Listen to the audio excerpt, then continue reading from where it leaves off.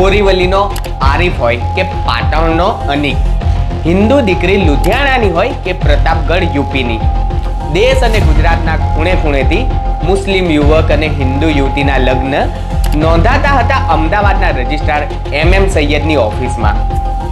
શું તમને ઉત્તર પ્રદેશનો એક કુખ્યાત છાંગુર બાબા યાદ છે, જે ધર્માંતરણ અને લવ જેહાદનું આખું રેકેટ ચલાવતો હતો? યોગી આદિત્યનાથની પોલીસે તો તેની શાન ઠેકાણે લાવી દીધી છે.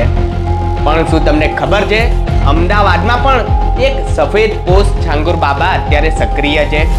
અને આશ્ચર્યની વાત તો એ છે કે તે કોઈ મદ્રેસા કે દરગાહમાં નહીં, પણ કાયદાની એક બહુ મોટી ખુરશી ઉપર બેસીને આ ખેલ રમી રહ્યો છે. હું વાત કરી રહ્યો છું અમદાવાદના એ રજિસ્ટ્રાર સૈયદની, જેની ઓફિસ અત્યારે લવ જેહાદનું મંચ બની ગઈ હોય એવું લાગી રહ્યું છે. ઓફ ઇન્ડિયાના ઇન્વેસ્ટિગેશનમાં સત્ય બહાર આવ્યું તે તમને ચોંકાવી દેશે. અમારી પાસે એક્સક્લુઝિવ દસ્તાવેજો છે જે સાબિત કરે છે કે માત્ર 30 દિવસના ટૂંકા ગાળામાં આ એક જ ઓફિસમાં 10 મુસ્લિમ છોકરા અને હિન્દી છોકરીઓના લગ્ન કરાવી દેવામાં આવ્યા. વિચાર કરો, 30 દિવસમાં 10 કેસ. આ કોઈ સંયોગ નથી, આ એક સુનિયોજિત પ્રયોગ છે. આ જુઓ એક્સક્લુઝિવ દસ્તાવેજો જે ઓફ ઇન્ડિયાએ મેળવ્યા છે. આ કોઈ સામાન્ય લગ્નો નથી. આમાં નોંધાયેલા યુવક યુવતીઓ અમદાવાદથી જ નહીં, ગુજરાતના ખૂણે ખૂણેથી અને છેક બીજા રાજ્યોમાંથી પણ આ જ રજિસ્ટ્રાર પાસે કેમ આવ્યા? શું આ રજિસ્ટ્રાર ઓફિસમાં કોઈ એવી સ્પેશિયલ સર્વિસ મળે છે જ્યાં નિયમોને નેવે મૂકીને, નોટિસ પીરિયડને ગાયબ કરીને ફટાફટ નિકાહ અને રજિસ્ટ્રેશનના સિક્કા મારી દેવામાં આવતા હોય?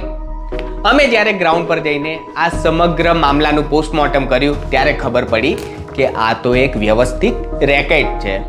કાયદાની રક્ષા કરવા માટે બેઠેલા સૈયદ જેવા અધિકારીઓ શું હવે લવ જેહાદના એજન્ટ બની ગયા છે?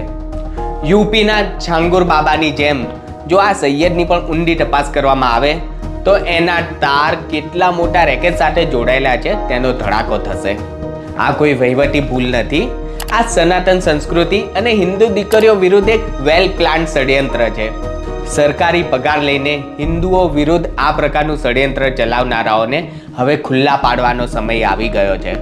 અમે જો આટલા પુરાવા ભેગા કરી શકતા હોય તો તપાસ એજન્સીઓને તો અનેક ગણા પુરાવા મળશે. આશા રાખીએ ગુજરાત સરકાર જલ્દી આ મામલે તપાસના આદેશ આપશે અને આવી માનસિકતા ધરાવતા સૈયદને બરતરફ કરીને જેલના સળિયા પાછળ નાખશે. ઓફ ઇન્ડિયા સતત આ વિષયમાં એક્સક્લુઝિવ ખુલાસાઓ કરી રહ્યું છે અને કોઈ પણ ભોગે પીછેહટ નહીં કરે. આપ આ વિડીયોને વધુમાં વધુ શેર કરીને અમારી હિંમત વધારી શકો છો. જય હિન્દ.